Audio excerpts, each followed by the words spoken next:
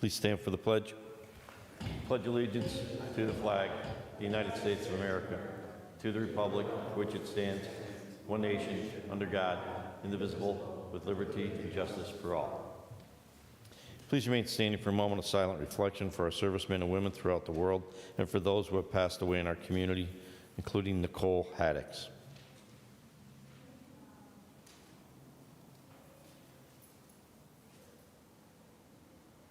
Thank you.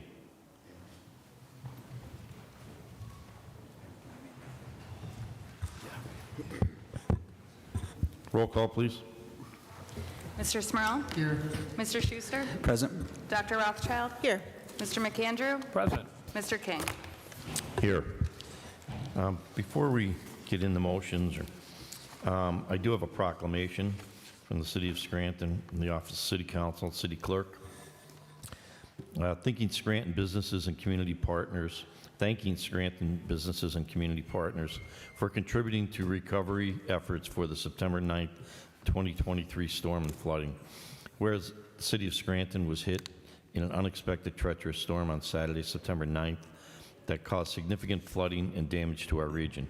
And whereas to relieve residents' distress from the storm, the city held 6 storm recovery outreach events. And whereas numerous Scranton businesses and community partners stepped up to support our community in this time of distress with donations of cleaning supplies, dumpsters, vouchers, food, and more, including Ale Mary's, Antonio's Pizza, Backyard Ale House, Brick Oven Pizza, Caravia Fresh Foods, Casabella, Scranton, Catalano Importing Company, Cooper Seafood House, Electric City Cuts and Fades, Fork and Bowl, Garrity's on Kaiser, Glider Diner Restaurant, Hilton Scranton, Keystone Container Service, Keystone Restaurant, Kind Cuts Barbershop, Krispy Kreme, McDonald's on Kaiser, Nero's Pizza, Neen's Diner, Neighborhood Works, Pizza by Papa's, Pizza Plus, Pronto Italian Restaurant, Redner's, Reeves, Renajon, Rosanna's Pizza Scranton, Scranton Counseling Center, Samario's Scranton, Tyrock Thai, United Neighborhood Centers, V-Spot Bar, Villa Maria, Vincenzo's Pizza, and Zumo's Cafe. And whereas individuals of our community also stepped up in distinct ways to alleviate the burdens of this weather emergency, including a canoe from Mike McGilvery and sanitary wipes from Bob Bolus and the Masonic Lodge number 339 at Hyde Park. And whereas generous efforts have shed a positive light amid this weather emergency, the storm recovery outreach events would not have been possible without those stakeholders' support, and their generous contributions should be recognized as recovery efforts continue. Now, therefore, be it resolved by the Mayor and Council of the City of Scranton that we offer our sincerest gratitude to the individuals, businesses, and community partners that have donated goods and services to our storm recovery efforts. Thank you.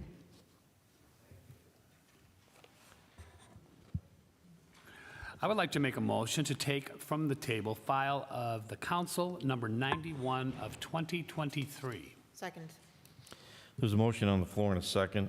Take from the table file for council number 91, 2023. This ordinance is to allow for permit parking on the 800 block of Olive Street. It's being taken from the table and placed in 7th order for final vote on the question. All those in favor signify by saying aye. Aye. Aye. Opposed? The ayes have it and so moved. Please dispense with the reading of the minutes. Third order, 3A, Code Enforcement Report dated October 25th, 2023, received November 8th, 2023. Are there any comments on any of the third order items?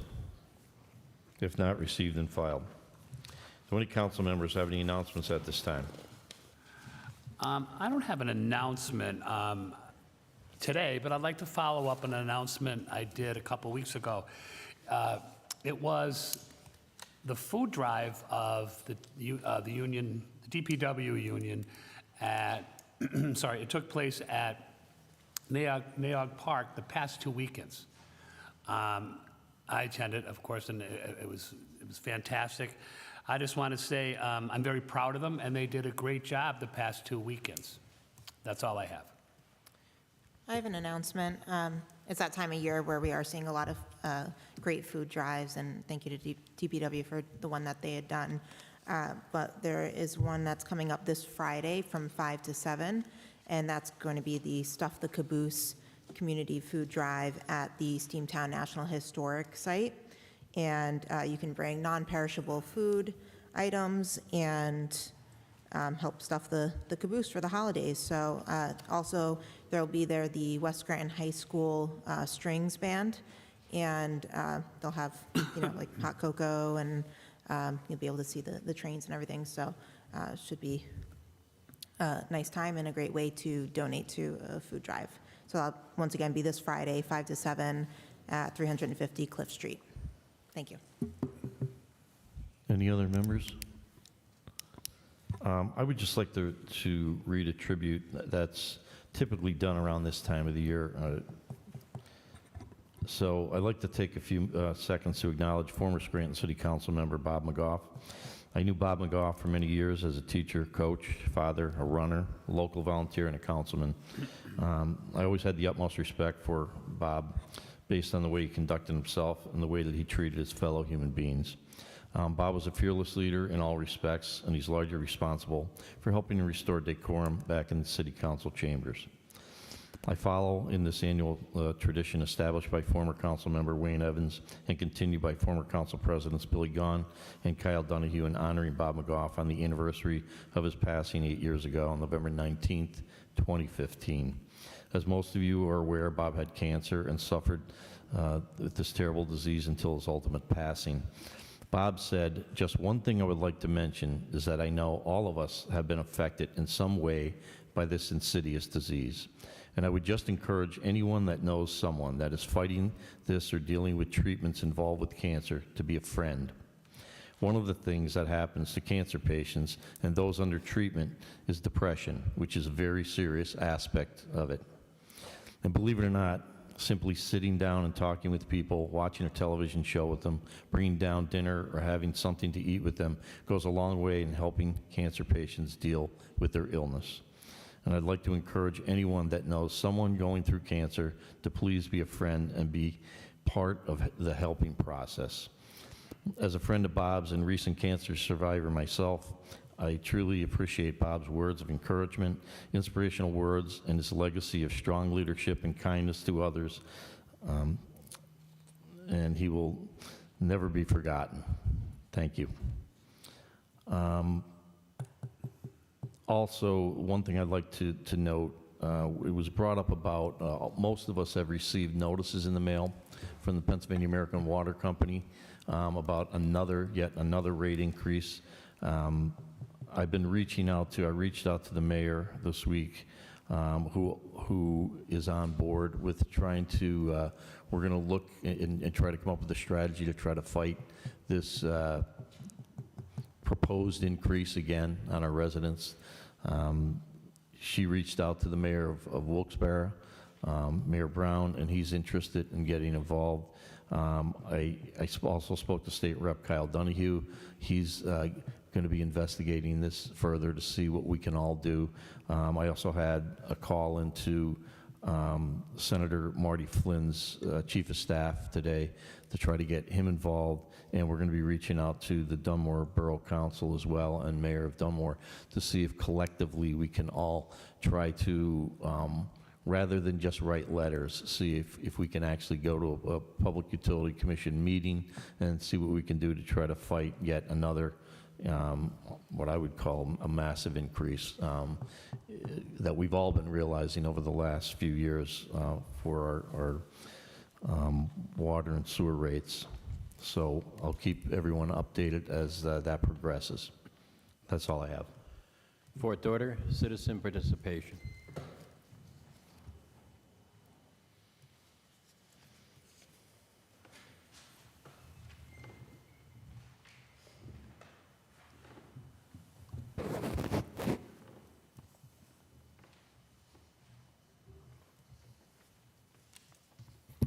Joan Hodawan, Scranton. Mr. King, what I gave you was a copy of a list of all the vehicles, buildings, parks, and other items of city property that Knowles Insurance insures. with a contract that began in 2022 for 4 years. This was passed by City Council under an emergency certificate on March 29th, 2022. You were all present except for Councilman Smurl, because this was when Donahue was still here. Now, last week, Mr. Argenta spoke about having requested this information and receiving a response from the Right to Know officer that no such record exists. This is on the city's website, and it illustrates a larger point. I'm not trying to come down totally on this Right to Know officer. He or she will only perform as well as he or she has been trained. And in many cases, we've got, could have been human error, could have been lack of training, could have been a number of things. But many, many times when people make a right to know request, they get the answer, no such records exist, and you know better. Later this week, I'm going to do a right to know request for the Ufberg contract. I want to see, whether there's a cap on that contract or Mr. Ufberg is just going ka-ching, ka-ching, ka-ching, Because I think it's now up to around $300 a billable hour, and he charges even for postage. These things are important. Many times you ask for information for the administration and you never get a response. We come up to the podium and many times we ask you, you ask, there's no response. The citizens have a right to know. This information does exist.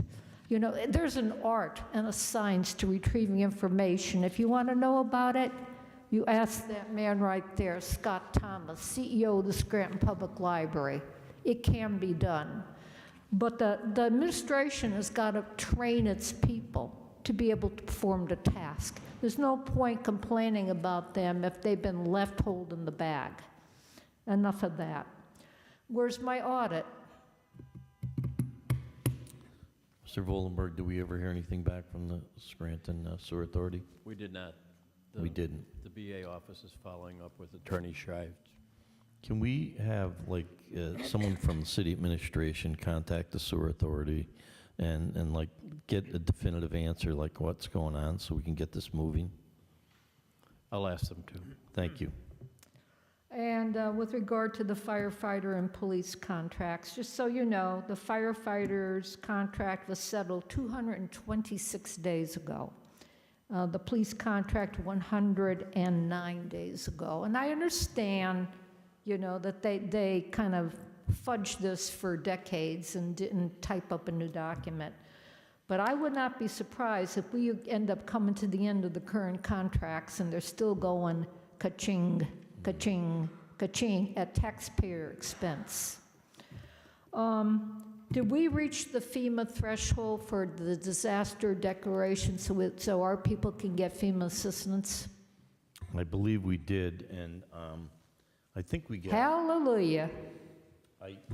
Now, does it mean we're going to get the funding? I don't know, but I did get, I think we all received an email today from the mayor. This was at 1:07 this afternoon. Very good news from Governor Shapiro and FEMA. The governor has requested that the president and FEMA declare a disaster for September 9th. Continue to push for our federal legislators and the White House to approve this declaration, which would unlock over $7 million in disaster relief for our public infrastructure work. So. And how do we stand on tax relief for the citizens and businesses that were affected in Scranton? Well, as I said, we had that meeting last week. Each of the, we had the acting superintendent, who's also the business manager. He had to bring that back to the school board and to the solicitor of the school district. And the same thing applies with the county. But as I said, everyone that was sitting around that table seemed they're pretty much in agreement that they wanted to provide such tax relief. So we'll stay on that and try to get a resolution for that. Oh, I'll keep reminding you every week. Thank you. I know you will. Thank you, John.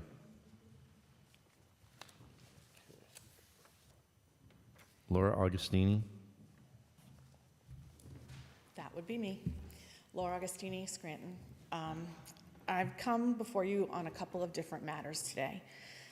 The first one that I've gotten 3 different answers from the Department of Parks on is the removal of the ginkgo tree at Pretzel Park.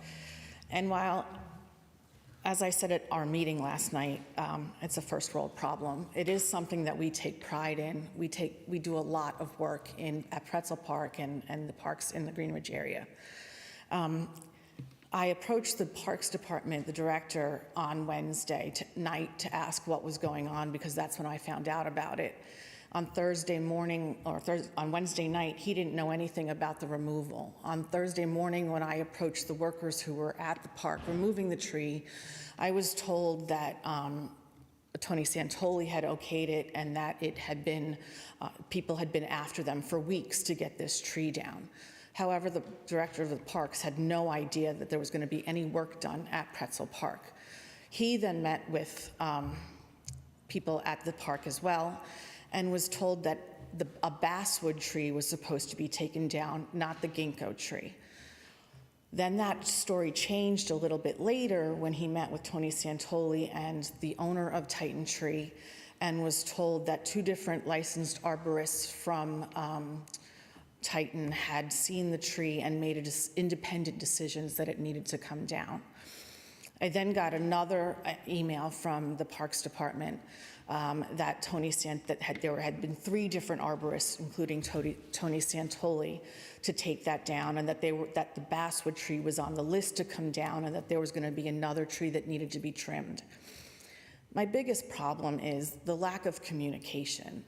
The fact that the director of parks didn't know that this 125-year-old tree was a magnificent specimen of a tree was taken down in a park and had to go through the hoops that he had to go through, never mind the various things that I've had to go through to get the information, including reading about it in the paper, which was yet another story, a different story as to what was going on. Mrs. Augustini, was that tree ever marked like with an X? Not that I'm aware of. When I was there on Thursday morning, there was a pink, for lack of a better word, ribbon around it.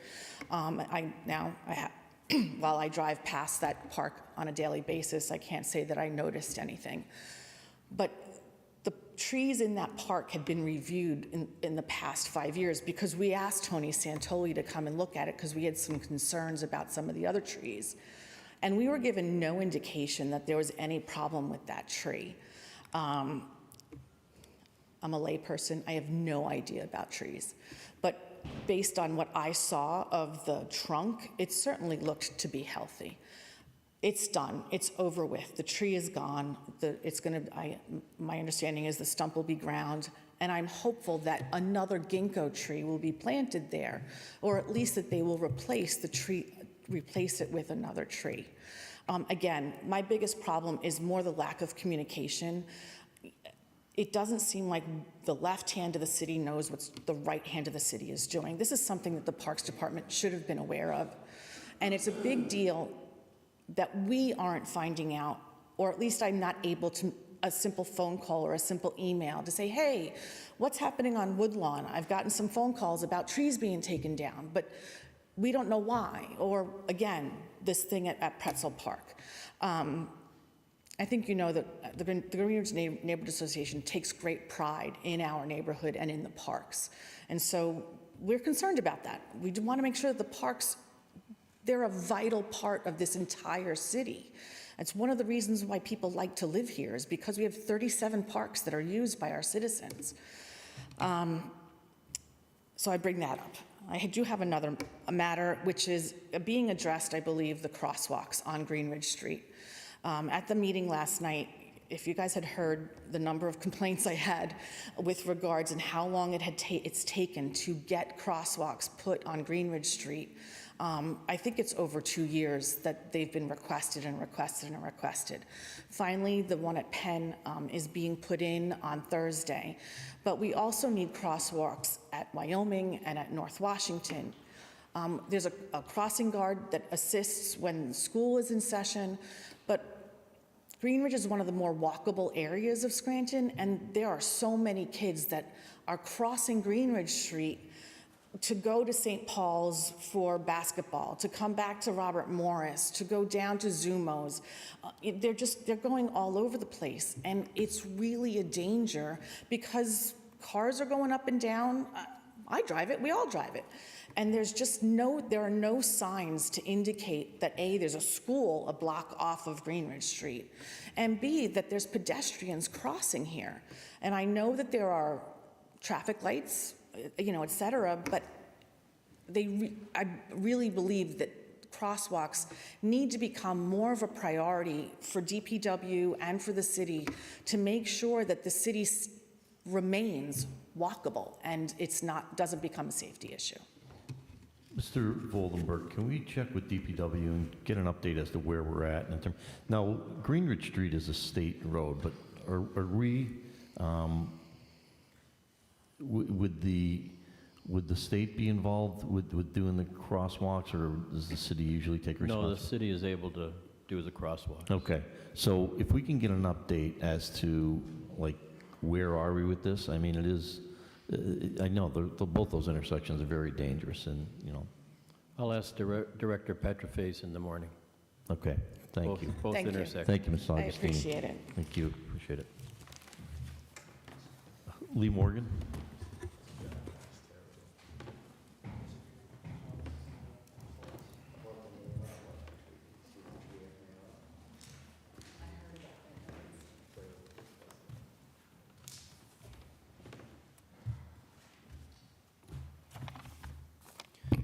Good evening, Council. Lee Morgan.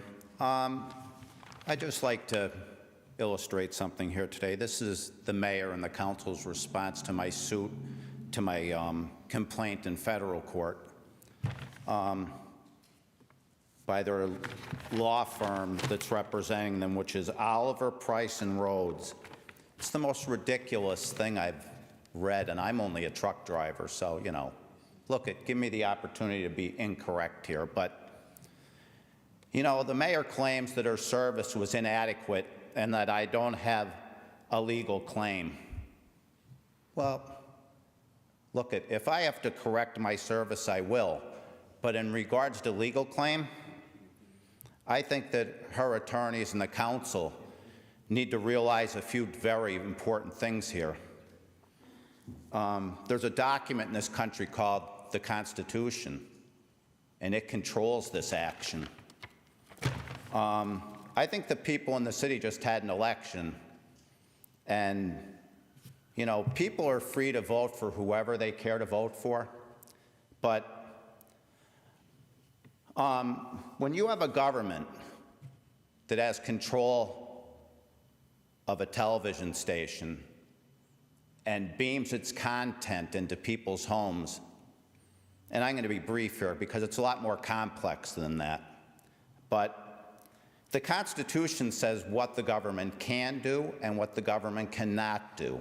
Now, if it's necessary for me to remediate any things in the claim, which I don't think it'll happen because the mayor knows that herself and the council itself were served by me, and they've hired representation and they've answered my complaint. So I don't see how there could be a flaw in what I've done. She may be talking about technicality. But when freedom of speech is violated by your government, the Constitution says you can't do that, okay? Denying due process and equal protection under the Constitution, the government can't do that either. But yet you're a government body that's done that.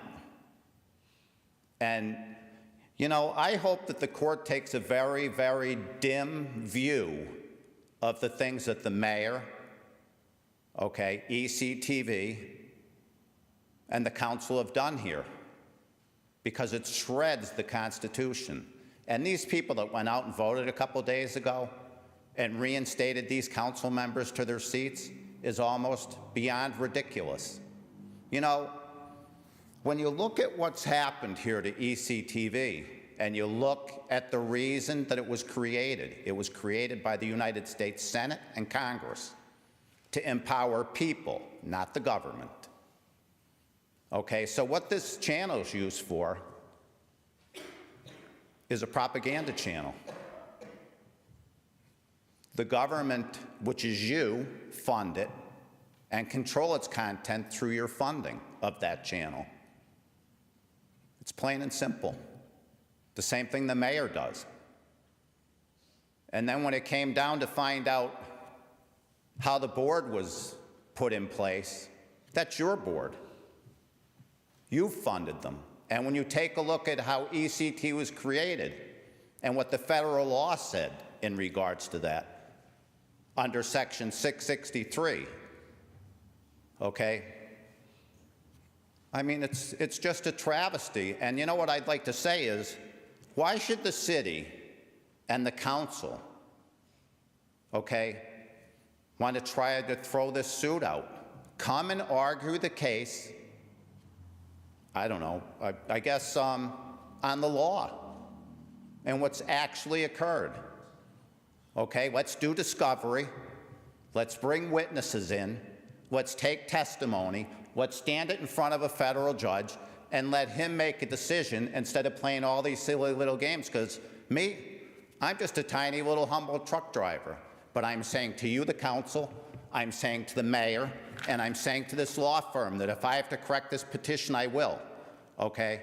And what I'm saying to you is bring your argument into a courtroom. Let's argue it on the merits. Let's argue it on the case law. Let's do discovery. Let's bring witnesses in. Let's find out what's what. And let's have a decision by a federal judge who's going to look at federal law and make a determination and quit hiding. Thank you, Mr. Morgan. Ron Ellman.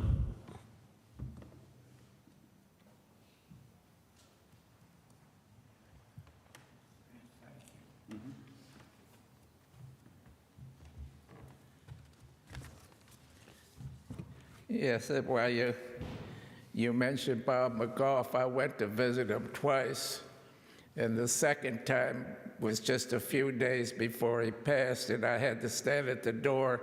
I guess you did the same thing. He couldn't hardly talk or anything. The nurse stood there with me so I wouldn't go in the room. Very, very sad to see somebody that was so active up there, you know, so sick. I only had one big argument with him in all those time he was up there. And of course, he won.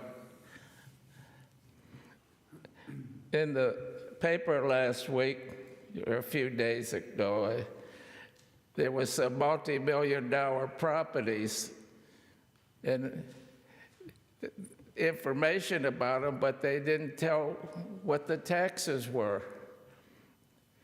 I know my doctor lives in Waverly, someplace out there, and my taxes are 3 times more than his, and he has a huge, I don't know, $300,000-400,000 a house property up there. One reason our property values are so far off is Mr. Tobin. He always yields. He's just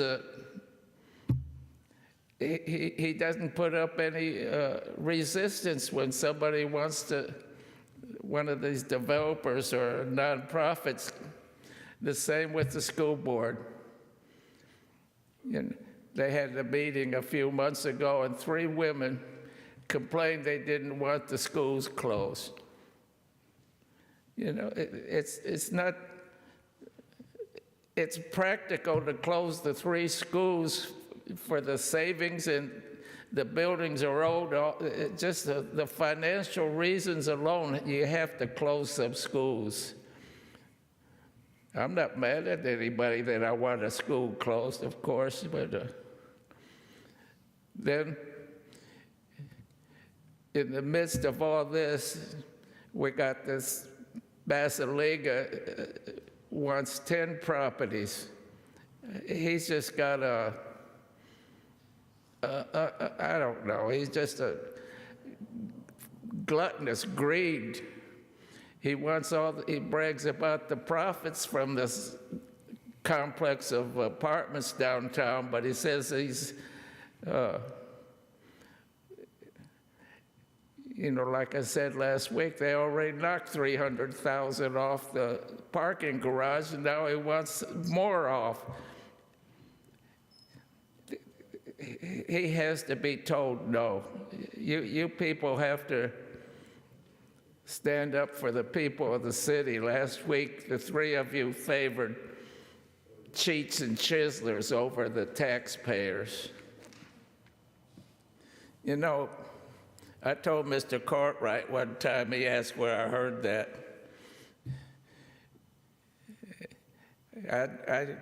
Last night I was at the Tourist Club for a cocktail. And when you go in the bathroom, seriously, in 1 minute you can hear things, the conversation's political, real quick.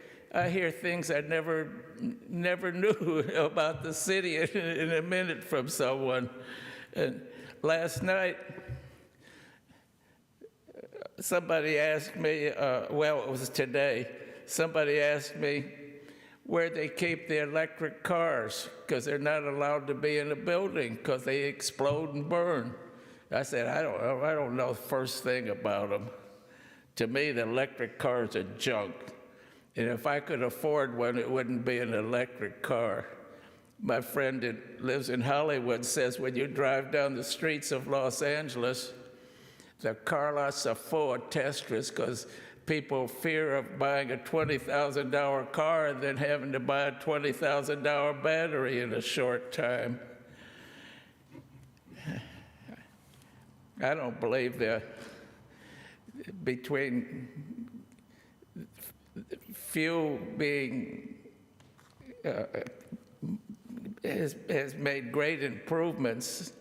I don't, the reason of the smoke isn't just from automobiles. 30 years ago, the conservationists said we have to stop eradicating all our forests and jungles. They predicted exactly what's going on now 30 years ago. Thank you. Thank you, Mr. Ullman. Scott Thomas.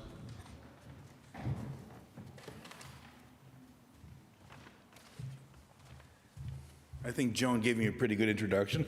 I'm Scott Thomas, CEO of the Scranton Public Library. And first of all, thank you for approving our authority appointments today that's on the agenda. But I think traffic in Greenridge is kind of a topic today.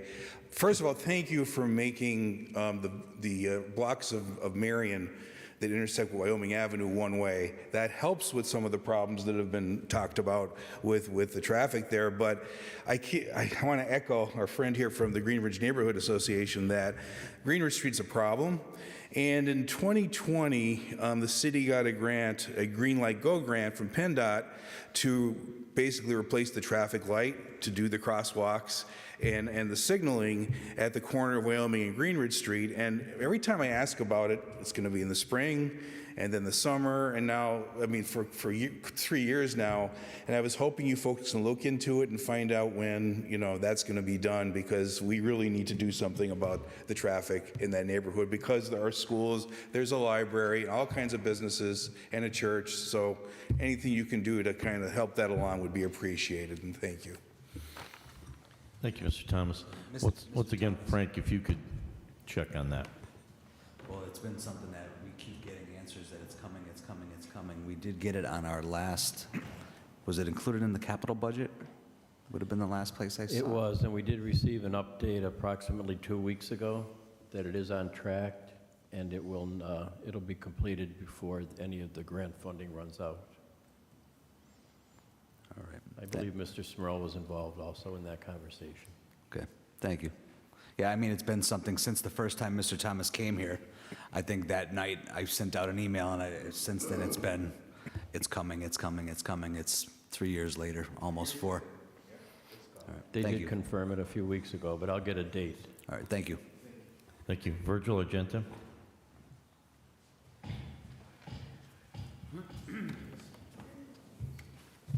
Virgil Argenta, Scranton. Thank you, Joan. This just proves there's no transparency in the lies and deceit from this administration. This administration's reported to Harrisburg that a list like this doesn't exist. I asked last week regarding the National Test Network scoring issue, regarding the weighted scores for the police exam test. Do we have any answers? Do you think it's important that we find out? Did we get an answer, Frank, on that question? Can you give it to me after my 5 minutes are up? We did, I'd appreciate Mr. King. that. It's in your notes. Whose decision was it to change the testing for the Scranton Patrolman exam, May 2023, from the LEAB testing, which is administered by the Pennsylvania State Police, the City of Pittsburgh, and many other Pennsylvania municipalities, to the National Testing Network, which is a testing site from the West Coast? If it was lack of test takers, that was throughout the country. Who was responsible for making these hasty decisions? Was there a problem with the past testings that this administration and the citizens didn't know about? Did anyone have a chance to see the new test that's being administered for the police patrolman exam? Who voted or approved it? Was there a syllabus, playbook, basic review book? Does anyone know why there's no instructions, guidelines, and no way to communicate? You understand we're in a technical era. I'm not so sure that we are so tech savvy here, though. The little bleep says, questions or concern, contact Captain Lucas Savage. I challenge any one of you to leave a message on that answering machine. Let me know how lucky you are to get a return call. Imagine a potential test taker trying to get an answer. This is no way any disrespect to the captain. We had a system that worked for years. We have 2 local colleges that provide Act 120 certified police recruits. They graduate and are ready to hit the streets. These young men and women grew up here, went to school here, know the area, and know the culture. I would consider that an asset and an advantage over an out-of-towner. Scranton, the police department, should have 147 officers. We have 111. The 2024 budget calls for 4. Do the out-of-town test takers know their chances are slim to none? This would have given this administration a chance to prove to our young and upcoming stars that you're doing all you can to keep them here, losing the stigma that the educated young people have, where they see through you, politicians, and look at you like you failed the young people, like you have given them no opportunity, like you have given them no way to grow, and give them reason to leave the area in droves. Bill Gahan and Matt McGloin said it best. There's 0 opportunity for our young to stay here. How many families have an empty seat at the holiday table because their children are in other states? Because we did nothing. We did nothing at all to help keep them here. We must change that. No truer words are said. And when the city of Scranton has an opportunity to change that, they go and prove those young, educated would-be investors and taxpayers in our city correct. Their city failed them again. Back to the Civil Service Commission. They don't administer a police test that was given at the Serenity Center any longer. The Civil Service Commission, as per the May 22nd meeting minutes, state the board is having difficulty time getting 3 volunteers to hold oral exams for the fire administrative captain's oral exam. The Civil Service Commission is waiting on the letter from the mayor so that they may administer the Scranton Fire Department chauffeur exam due to a new testing company. So what exactly is the sole purpose of the Civil Service Commission anymore? If we're not using a civil service test, But we're paying proctors $125 a person to proctor the test. By the way, are those proctor possessions, are they posted anywhere so that the general public can have an opportunity to maybe make that extra $125? We paid Scranton Rental Center $563.92 for table and chairs. The city of Scranton doesn't have folding tables or chairs now, 2023. In 2022, we used the Sorrenti Center for testing. Where are the tables and chairs that we used for that testing? Well, anyway, I've been going through the boards lately. There's 13 boards. There is one that is professionally ran and documented, and it's the Scranton Housing Authority. The other 12 boards, they may want to take some advice from the Scranton Housing Authority. But the only thing that's in the minutes of meeting and that's very clear are the solicitor's fees. There's no mistake there. So Thank you, Mr. Argento. you may want to look at those boards, and maybe there's a lot of expired seats on the board so that the taxpayer and we could look at there and find out what's really going on in the city, because that's a disservice to us. Thank you. Dave Dobson?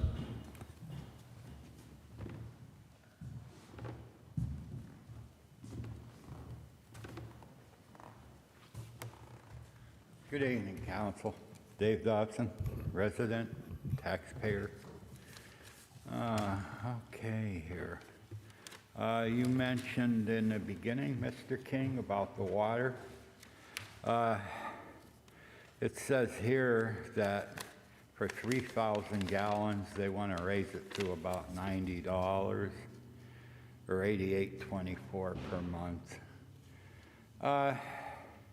We were billed last month $141 for about 2,300 gallons or something like that.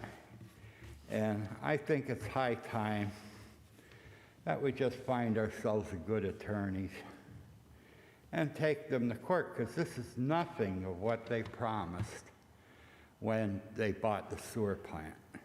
It has nothing to do with the sewer plant. And they just keep getting away with it.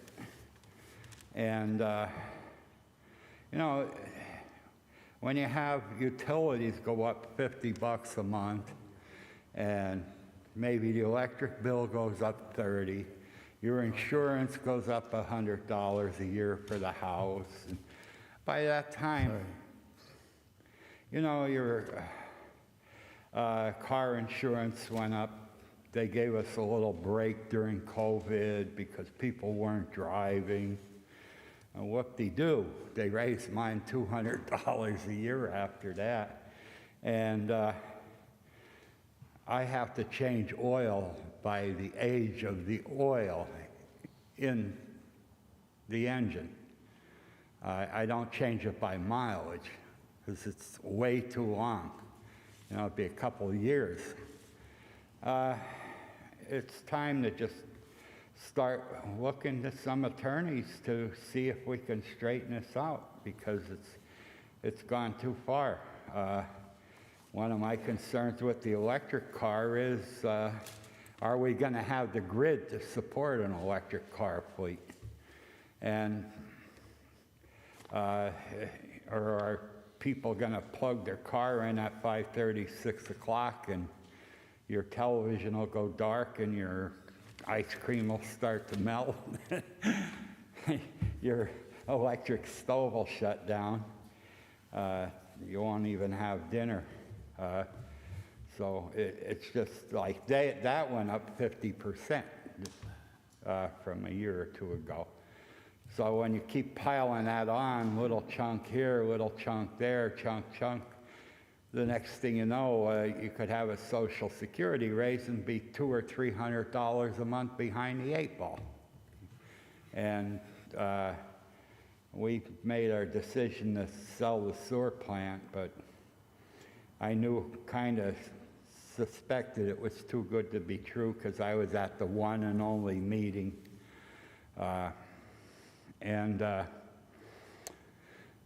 Getting back to HUP, that's another thing I would love to see someday, settled in federal court, the Pennsylvania Constitution, requiring us to just recognize any and all nonprofits or tax exempts, as I call them,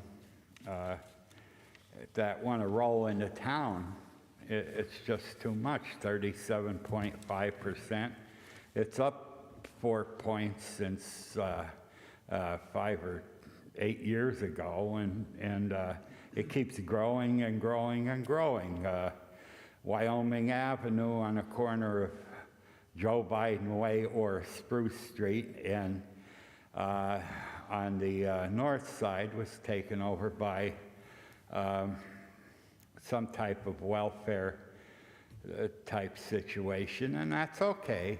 But somewhere along the line, these institutions are creating medical care and stuff. However, they're doing it for the whole county or, you know, outlier communities, and we're paying the bill.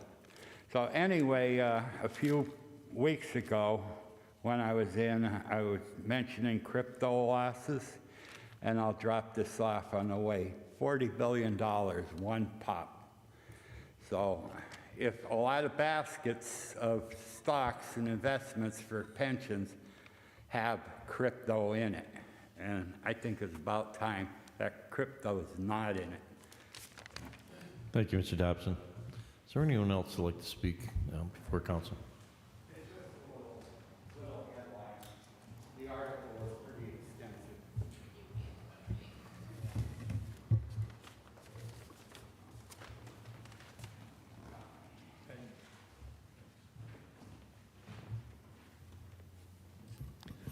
Tom Coyne, Manuka. I'm going to bring back from when Ms. Schumacher had a young guest in this body and put forward at the end of the Scranton City Expressway where it goes into Biden Street. There was a request for yellow paint to be put on the middle cement barrier and a reflector at that intersection. It was put forward and supposedly PennDOT or somewhere was going to look at it. I find it very disheartening that a young person who wants to get involved in bettering the apartment, bettering city life, and taking an interest in it, is told that it's good, it's reasonable, it should be done, but we're going to just let it sit on hold. During the period of time, we have barriers up along that entire section. We're painting an entire wall logo out there. We're going to have a lovely mural before safety is taken care of by painting a 4-foot yellow line and putting up 2 reflectors. I don't understand the logic behind that, neither should Mrs. Schumacher's young friend. 3 weeks ago, this body wanted to take action on tax relief independently for the residents who were impacted by the flood. 3 weeks ago, they said they would take a couple days to review that.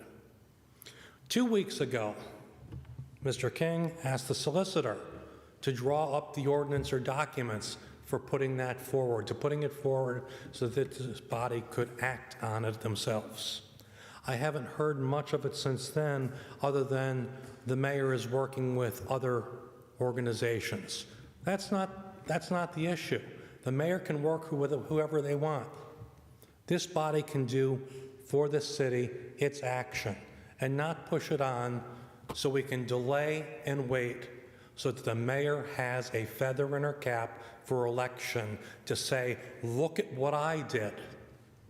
Maybe rather than waiting for all the different organizations to act, this body should act for the people who are harmed before the end of the year. Make a decision, put it forward for the good of the people you represent. It's absolutely wrong that you have to wait for someone else to coordinate it between a number of different organizations when these people are under harm. I don't understand the delay, especially considering you asked council to look at that and present a document forward to this body, and then suddenly it's back to, well, the mayor's handling it. So we're not going to look at that anymore. There was the emergency order that was put through. Rush, 1, 2, 3. 5th order, 6th order, 7th order. And we were told that you were going to come back with details on what that order was for, what the money was for, what was spent for. That we would be assured that we would rush through, but we're going to circle back and get all that information brought before this body. I understand it's been a couple sessions since then, and there's a hope that people would forget it, but it's not going to be forgotten. It was steamrolled through this body in one night, and we were given the assurances that the information that wasn't there was going to be provided. It would be nice if that information was provided and there was a follow-through on it. Mr. Schuster had a question about the University of Scranton paying for the rental apartments for students. Now the city looks at it and says, what do you mean? Obviously the city has no idea that the rental agreement has a $45 fee. Obviously that only works when you send out letters to everyone, including people who don't own rental properties, to say pay for rental properties. They know it then. When it comes to the different universities who are making a ton of money, suddenly they don't understand the ordinance and they need to be explained it. After all, the law department specifically sent back to this body and requested that, you know, I should submit information to 311 to explain how they can take this money, but if I knew how to do it. Well, I don't understand why the legal department is asking me to give free legal aid to them, pro bono, for something that's underneath their auspices. Plain and simple, I talked about it here, that a rental is defined in PA law as anything over 30 days constant. That's part of the state documentation. So if they're in there for over 30 days, which students are in their housing, it's a rental. It should fall under that, and we should be making money on it. And the last thing is, we have asked, this body sent out a notice to the state saying that we should increase wages and we should all be behind higher wages to pull our people up by the bootstraps. Yet how many people in this city, other than the executives who are asking for 6 to 50% increases in the salary, how many people currently work for the city who are hired at $12 and change from DPW? Why aren't they getting that? We control that. Why aren't they eligible for the raise that you're screaming that someone else should take care of? Maybe we need to take care of the lower end people in this city who work for the city and not the upper end. Thank you. Thank you, Mr. Coyne. Mr. Voldenberg, actually, Solicitor Gallagher, is it possible for you to reach out to the city's attorneys, Jessica Esquire or whoever would be involved, to see if we can draw up some legislation to provide tax relief for at least those, I think there's 13 residents who completely lost their homes, and at least kind of get the ball rolling on behalf of the city. I know that there are going to be other meetings with the school district and the county, but you know, if we can get the ball rolling, I'd appreciate that. Yeah, that's not a problem. The question is it only people whose houses were condemned, or are other people entitled, or do you want other people entitled to the relief as well?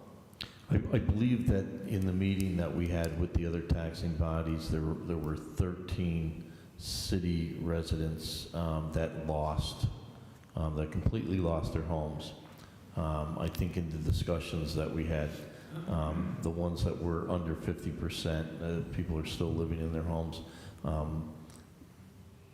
There was still going to be some tax relief provided in terms of those $5,000 grants, but I believe everybody was on the same page, you know, for at least the 13 individuals or families that completely lost their homes, to provide tax relief moving forward, or at least for 24 and maybe 25. Yeah, no problem. Thank you. So with that being said, Mr. King, I know this was something that I brought up, Mr. McAndrew brought up, and you brought up, I think, 3 consecutive weeks in a row. We did talk to Solicitor Gallagher to do that.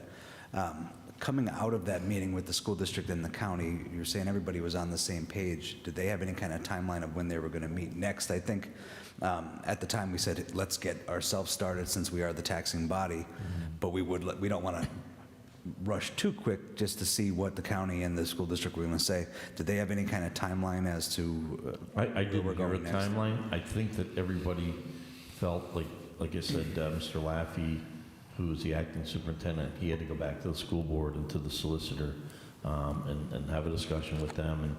And there was one commissioner, and then another commissioner came in later, who seemed to be interested in providing this tax relief. But they, once again, had to bring it back to the other commissioner and to whoever the solicitor is for the county. But I didn't really get a timeline from them. I think everyone was in agreement that any tax relief that's provided should begin in the 2024 taxing year, though. Okay. Okay, so I'll try to reach out to Mr. Laffey and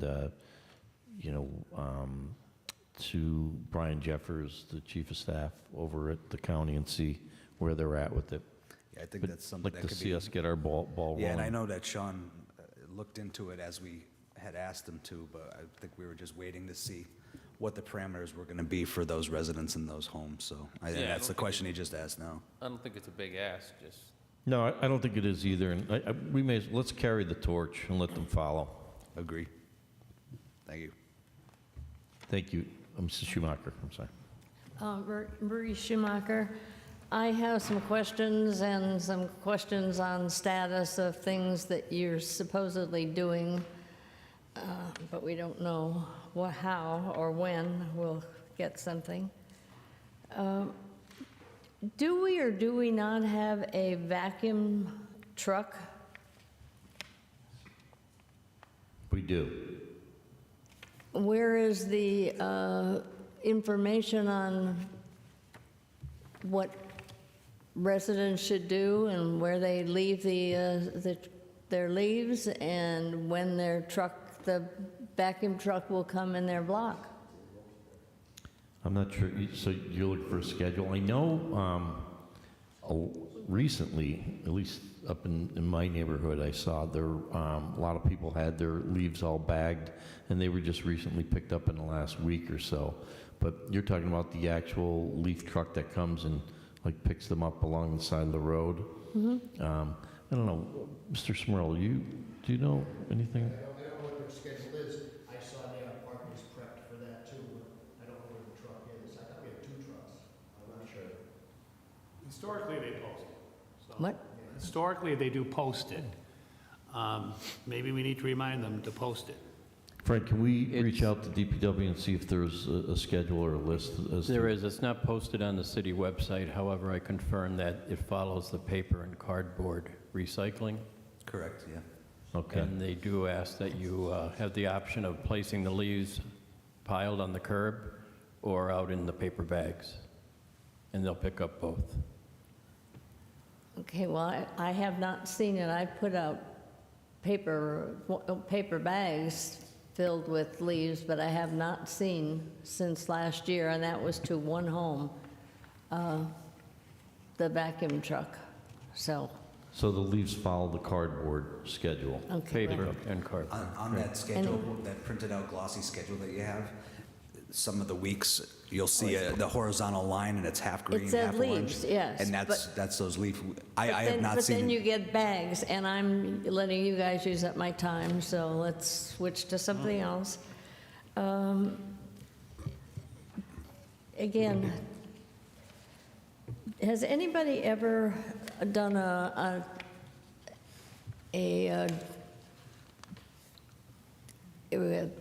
I guess any of the homeless that we have, do we know how many of those are veterans? And if not, why not? We don't know. Do I know exactly how many of the homeless are veterans? I guess we could probably ascertain that information from, Keystone, or some of the other. Oh, from the mission? Yeah, the missions are, I asked a guy at church that works down there and volunteers, and he didn't know the answer either, so. And then, again, it's been weeks or months that those signs that say road work ahead, 500 feet. Mr. Smurl said, the city would find out who had the permit and we'd do all this. They're still there today. Now, I guess maybe we could decorate them for Christmas and that would make it look a little better. But what if we get a storm? What's the plow going to do with the snow with those people, those? Are they on East Mountain Road, Ms. Schumacher? Mm-hmm. Okay. They Mr. are. King, DPW Director Petroface advised about 2 weeks ago that he would have them picked up. So I'll ask him again tomorrow. Maybe we He can remind confirmed them that they again would that they pick up need to, those still signs. need to be The picked up. DPW would pick up the signs. Okay. Thank you. And then again, we know there's things ongoing. Number one, I don't know why we are having such trouble finding out, getting that description of what's going on at Sorrenti. I mean, when it was in the paper all the time when they wanted to buy it, and we were even told there would be revenue. But how do we know if there's any revenue from other people using that if we don't get any report on the Sorrenti? What is the problem? Frank, can we reach out to the chief of police and find out what exactly is going on with the Sorrenti Center? We will. The last report we received approximately 30 days ago had no projects ongoing. So I'll ask him again. Yeah, let's see if we can get an For an update as to where they are with that. All right. Okay, thank you. And I have one more question, if you would allow me. This letter we all got from the Pennsylvania American Water, and it tells you where to call if you're interested in the public hearing. Don't even try. I was on the phone with them and back and forth, and it's terrible. But can you find out and advise us where and when that hearing is being held? We're going to find out. We will find out. I mean, before. Yes, Okay. absolutely. I'll hold the rest for next week. Thank you. Thanks, Ms. Schumacher. Is there anyone else who would like to be heard?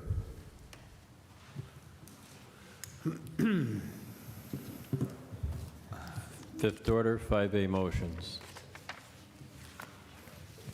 Mr. Smurl, do you have any motions or comments? Okay. Mr. Schuster? My only comments are follow-up comments. They were brought up in public comment tonight. I'm going to ask Mr. Voldenberg, did we get any information on the rental ordinance as it applies to the University of Scranton? We did not, sir. I asked some questions about the climate action plan. They're going to take a look at the city, and the question that I asked was, is this climate action plan going to be pertain to only the city and the city-owned assets, businesses, properties, vehicles, or is it going to be something that they're going to implement across the whole city to residents? Did we get an answer on that? We did. I asked those questions, and we received a response this afternoon. Okay, I was looking through that, but I didn't see anything on that, so I'll take a closer look. Did we get the list of actions that were taken under the emergency declaration up until this point in time? We did. We received that over a week ago. So this was, the initial list that we got was, we've had 6 pop-ups, we've had this, we've had that, but did we get a list that actually had, we've dredge the Kaiser Creek and it costs this amount of money, the actual financial actions that we've taken. That was, I know we got the initial question that was very general, but I asked for specific financial actions that were taken. Did we get that list? I'll follow up. I'm not sure if we received the actual costs. All right, thank you. So just the financial actions that we've taken under the emergency declaration. I will. Thank But you. we did receive the FEMA list. We did that, received that, by the way. All right, thank you. That's all. Thank you, Mr. Schuster. Dr. Rothchild? Yes, just a few things.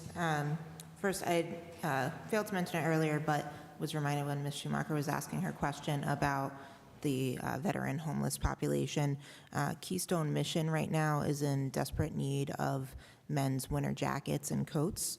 So if you have like a gently used men or women's coat that you could donate, then you can drop them off at 8 West Olive Street from Monday through Friday, 8 to 3 p.m.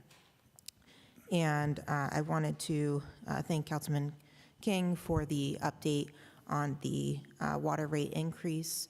And I did want to encourage residents, even though we're going, I feel very strongly about the city going forward with pursuing this and fighting the rate increase, just as I did with the one this past year, even though the time was passed for that. It's not this time around, but you'll see at the end of the letter, it does explain actions you can take, such as attending a hearing, which once we have information about that, we'll be able to provide, but sending a letter to the PUC as well. So I think the more that residents send those letters explaining how this is going to, how this rate increase will impact them and their budgets, that will be additionally helpful. But I'm really glad to hear that that the administration and then other elected officials are interested in partnering on this fight. And another note with regards to the reflectors or reflective paint on the Scranton Expressway, I also want to know where we're at with that, because I frequently drive that way, and I know that it can be dangerous at night and very poorly lit around that area. So I completely agree that those should be added. But I did have another concern that was brought forward about that area as well. Going onto the 81 on-ramp, there are some water barriers, and there must have been an accident there at some point, because there are several of them that are broken. So if we could, I'm assuming that would be PennDOT that would take care of replacing those water barriers. If we could send in a request to them, Mr. Voldenberg. I will send it to PennDOT tomorrow. Okay, excellent. And I didn't see anything, did we receive a response about when the blue and red recycling containers will become available through DPW? I did not receive that response as yet. Okay, I know there are several questions I asked Thursday, and it's kind of a quick turnaround, but I want to check in on that. Okay, that's all that I have. Thank you. Thank you, Dr. Rothchild. Mr. McAndrew? Yes, so concerned resident reached out to me, posed a question the other day regarding condemnation. I couldn't answer the question, so I'm going to ask Mr. Voldenberg to forward this. This question is, or was, has there ever been condemned properties released back to the owner without the owner going to the appeal process? If so, how does this happen, and when does it happen? Unless someone here can answer that question. It's a good question. So could you please send that over? And I will. I'll ask for the specifics. Thank you. So during our work session today, after the police chief presented his budget, I had a question for him that has been brought to my attention. He actually asked me to bring it up in fifth order being now, so the public is made aware. Like I said during the work session, it was brought to my attention that multiple vehicles have been stolen in Scranton the past 2 days. All right? And it turns out that they're Kias, the brand Kia. And the reason they're being stolen is, I guess, that they're just They're easy to steal. They don't have anti-theft protection, or there's a recall on that. So please, I want to alert the residents that if you have a Kia, be careful and look into the recall process. In addition to that, there's some higher-end cars being stolen. That scares me, because I know I've said to the chief that, my biggest fear is hijacking that's happening throughout the country and with horrific outcomes. Terrible. So, he assured me that, well, I don't know if he assured me, he said, but it's not here yet, or he doesn't hope it to happen. But he also instructed me, as part of the awareness and education, if you have a fob for these high-end vehicles, don't leave it in the car. And an indicator that the fob is in there is that the mirrors are closed. No, remained open. So that's something that, of course, and I hope, I'm not sure if Chief Carroll said that he rolled something out on social media about this. I'm not sure, but I hope he does, or the police department does. But if not, I'm trying to get it out there for him now and make the residents aware. And that is all I have. Thank you. Thank you, Mr. McAndrew. I have some answers to some questions from last week. Joan Hodowanitz, we reached out to Scranton tomorrow for an update on a timeline for the completion and dedication of the downtown pocket park. Leslie Collins from Scranton tomorrow advised she'll be coordinating with the city commissioners and Doherty family on the timing of the dedication, which we hope will be prior to the end of the year. She'll be sure to keep council informed of the timing and next steps. Council requested an update on the work being accomplished on the Kaiser Valley Pump House. What repairs and updates have been realized to date in addition to a time frame for completion? The administration advised, here are the updates known as of this writing identified for Kaiser Valley Pump House. Remove and replace meter base, starter, disconnects, lights, receptacles, heaters, and main panel. Change selector switches in existing control panel damaged by floodwater, on, off, auto. Change contact blocks for the motor heaters damaged by the floodwater. Replaced motor blown out. Installed 2 new wall heaters. Meeting with site specific to discuss transducer and installation and testing of transducer. Please be advised that the pump is fully operational at this time. Norma Jeffries, who was not at the meeting last week, but she had this question about the leaf truck is out daily and primarily following the paper and cardboard recycling schedule as discussed earlier. Leaves placed out in bags are also picked up during the paper cardboard recycling schedule. Street sweeper is in use and primarily follows the trash pickup schedule. Les Spindler, council asked city administration if we could revisit an update for a dangerous dog ordinance for the city. The city law department advised, state law has a robust dangerous dog law which requires owners to register a dog deemed dangerous and take many specific steps to restrain the dog. It's 3 PS 459-502A through 459-507A. Such dog owners must pay a $500 registration fee and are subject to up to a fine of up to $5,000 for failing to follow dangerous dog law. However, the same state law also prohibits the city from prohibiting or otherwise limiting a specific breed of dog. We have an incredibly hardworking animal control department with a lot of work on their plates. In conversations last year with stakeholders in the department, the city determined the department would benefit from additional enforcement capacity. So the city added a part-time animal control position in the 2023 budget to give additional capacity to our animal control team to enforce dangerous dog law and related animal codes. The administration considers these efforts ongoing. We'll continue to discuss with stakeholders and continue to evaluate our legislative and operational options. Marie Schumacher had asked council about the public safety, about the Sorrente building. City administration responded by saying, administration is in receipt of the inquiry and will respond soon. See if we can get an answer. And I think we already discussed the, Mr. Argenta's request for those vehicles. Got the list this evening, although they said, we actually, I think we received it. Did we receive a list tonight? Well, late afternoon. Yeah, late this afternoon. It was listed as confidential, and not to disseminate. That's what we were told. And that's all I have. Thank you. 5B, no business at this time. Sixth order, 6A, reading by title. File the Council Number 98, 2023, an ordinance appropriating funds for the expenses of the city government for the period commencing on the first day of January 2024 to and including December 31st, 2024, by adoption of the general city operating budget for the year 2024.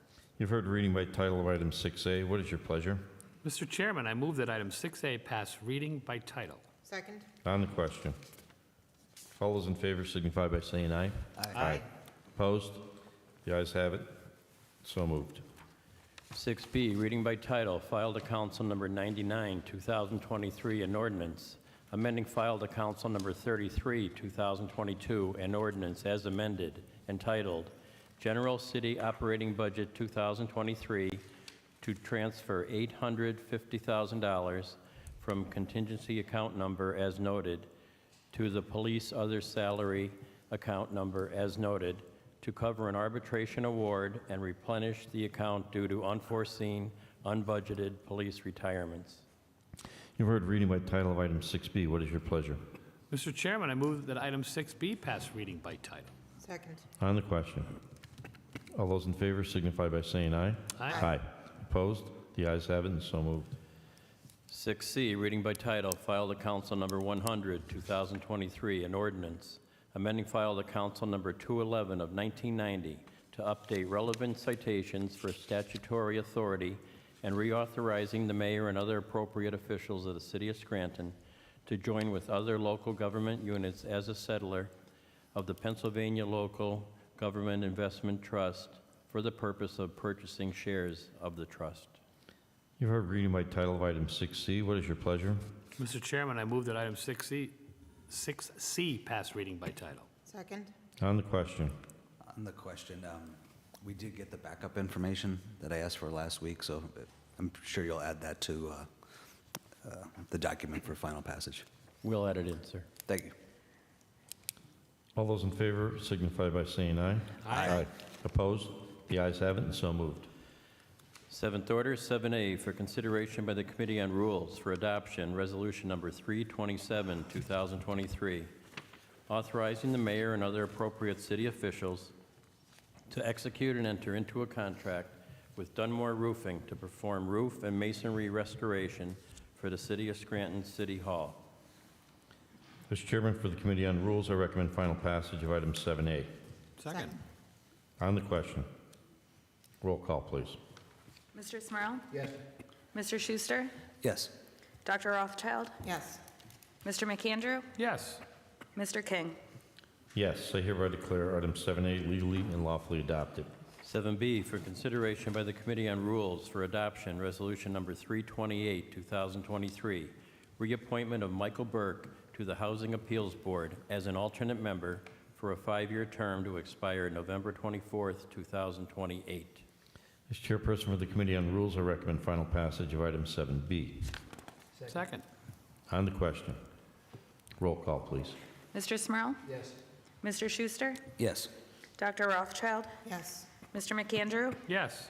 Mr. King? Yes, I hereby declare item 7B legally and lawfully adopted. 7C, for consideration by the Committee on Rules for adoption, Resolution Number 329, 2023, reappointment of Brian Lenahan, Esquire, as a member of the Scranton Public Library Authority for a 4-year term and will expire on July 31st, 2027. As chairperson of the Committee on Rules, I recommend final passage of item 7C. Second. On the question. Roll call, please. Mr. Smurl? Yes. Mr. Schuster? Yes. Dr. Rothchild? Yes. Mr. McAndrew? Yes. Mr. King? Yes, I hereby declare item 7C legally and lawfully adopted. 7D for consideration by the Committee on Rules for Adoption, Resolution Number 330, 2023, reappointment of Alexander Latordo as a member of the Human Relations Commission for a 5-year term to expire October 18th, 2028. As chairperson of the Committee on Rules, I recommend final passage of item 7D. Second. On the question, roll call, please. Mr. Smurl? Yes. Mr. Schuster? Yes. Dr. Rothchild? Yes. Mr. McAndrew? Yes. Mr. King? Yes. I hereby declare item 7D legally and lawfully adopted.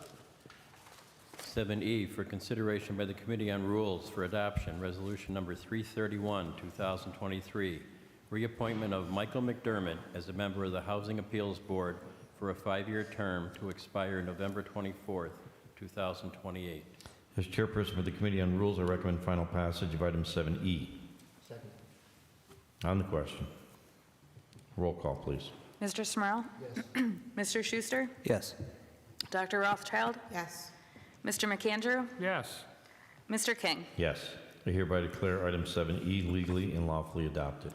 7F for consideration by the Committee on Rules for Adoption, Resolution Number 332, 2023, appointment of Maureen McGuigan as a member of the Scranton Public Library Authority for a 4-year term and will expire on August 13th, 2027. As chairperson of the Committee on Rules, I recommend final passage of item 7F. Second. On the question, roll call, please. Mr. Smurl? Yes. Mr. Schuster? Yes. Dr. Rothchild? Yes. Mr. McAndrew? Yes. Mr. King? Yes. I hereby declare item 7F legally and lawfully adopted. 7G for consideration by the Committee on Public Safety for Adoption, Resolution Number 333, 2023, authorizing the mayor and other appropriate city officials to execute and enter into a contract with Blue Strike to perform consulting services for the City of Scranton's Climate Action Plan. What is the recommendation of the chairperson of the Committee on Public Safety? As chairperson for the Committee on Public Safety, I recommend final passage of item 7G. Second. On the question, roll call, please. Mr. Smurl? Yes. Mr. Schuster? No. Dr. Rothchild? Yes. Mr. McAndrew? Yes. Mr. King? Yes. I hereby declare item 7G legally and lawfully adopted. 7H for consideration by the Committee on Public Works for Adoption, Resolution Number 334, 2023, amending Resolution Number 292, 2023, a resolution entitled Ratifying and Approving the Execution and Submission of the Grant Application by the City of Scranton Department of Public Works to the Commonwealth of Pennsylvania Department of Community and Economic Development Local Share Account for up to $250,000 to be used for the project to be known as the City of Scranton Rock Salt Facility, to strike the term of $250,000 and replace the same with $315,000. What is the recommendation of the chairperson of the Committee on Public Works? As chairperson for the Committee on Public Works, I recommend final passage of item 7H. Second.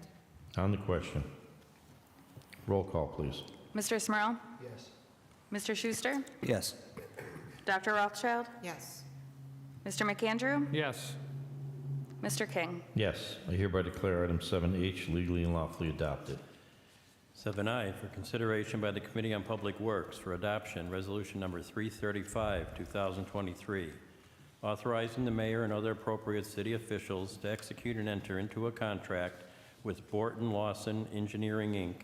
to perform City of Scranton's request for North Scranton Stormwater Engineering Services. What's the recommendation of the chairperson of the Committee on Public Works? As chairperson for the Committee on Public Works, I recommend final passage of item 7I. Second. On the question, roll call, please. Mr. Smurl? Yes. Mr. Schuster? Yes. Dr. Rothchild? Yes. Mr. McAndrew? Yes. Mr. King? Yes. I hereby declare item 7I legally and lawfully adopted. 7J for consideration by the Committee on Public Works for Adoption, Resolution Number 336, 2023, authorizing the mayor and other appropriate city officials to execute and enter into a contract with Borton Lawson Engineering, Inc. to perform City of Scranton's request for Manuka and West Scranton Stormwater Engineering Services. What is the recommendation of the chairperson for the Committee on Public Works? As chairperson for the Committee on Public Works, I recommend final passage of item 7J. Second. On the question. Roll call, please. Mr. Smurl? Yes. Mr. Schuster? Yes. Dr. Rothschild? Yes. Mr. McAndrew? Yes. Mr. King? Yes. I hereby declare item 7J legally and lawfully adopted. 7K, previously tabled, for consideration by the Committee on Public Safety for adoption, filed to Council number 91, 2023, establishing permit parking on the 800 block of Olive Street. What is the recommendation of the chairperson of the Committee on Public Safety? As chairperson for the Committee on Public Safety, I recommend final passage of item 7K. Second. On the question. On the question, I did report out last week that I did speak to the church that's in this neighborhood, and the parking on that odd side shouldn't affect parking that much, so they are all right with us moving forward with that. Thank you. Roll call, please. Mr. Smurl? Yes. Mr. Schuster? Yes. Dr. Rothschild? Yes. Mr. McAndrew? Yes. Mr. King? Yes. I hereby declare item 7K legally and lawfully adopted. 8th Order 8A, filed to Council number 64, 2023. This ordinance is creating overtime reporting requirements for all city departments and employees. It's been tabled until we receive additional information from the administration. 8B, filed to Council number 91, 2023. This ordinance establishes permit parking on the 800 block of Olive Street, and it was taken from the table and placed in 7th order and just approved for final vote. 8C, resolution number 320, 2023. This resolution is an easement between PPL Electric Utilities and the city for properties located along Amelia Avenue. It's been tabled until more information is received regarding planned infrastructure. 8D, resolution number 323, 2023. This resolution is a contract with Rudolph Clark LLC to perform a review of non-taxable properties for the city. It's been tabled until additional information is received. If there's no further business, I'll entertain a motion to adjourn. Motion to adjourn. Meeting's adjourned. Thank you.